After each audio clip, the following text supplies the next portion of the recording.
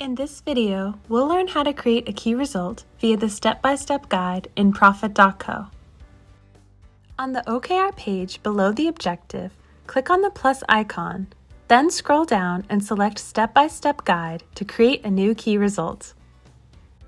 In the first step, set the type of key result. Profit.co supports 6 types of key results. Percentage tracked, milestone tracked, and task tracked are all trackable.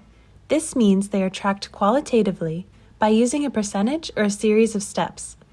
Increase KPIs, decrease KPIs, and control KPIs are measurable key results. Their progress is measured using numeric values.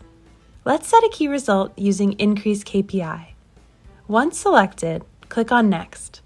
In the second step, select the KPI that you want to set. Enter the name of the KPI to select.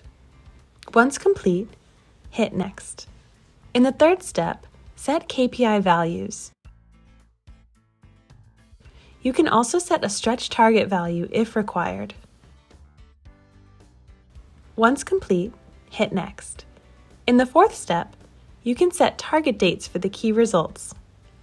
Also, you can set up a custom range or newly generated period for the key result within the target period of the objective. Once complete, hit Next. In the fifth step, set the key result name and you can associate tags and additional context. Once complete, hit Next. In the sixth step, you can change the assignment approach and change the assignee for this key result. Once complete, hit Next. In the last step, set the check-in frequency. Once selected, click Complete. The newly created key result will be reflected on your OKR homepage. Hope you now have a better understanding of how to create a key result via the step-by-step guide.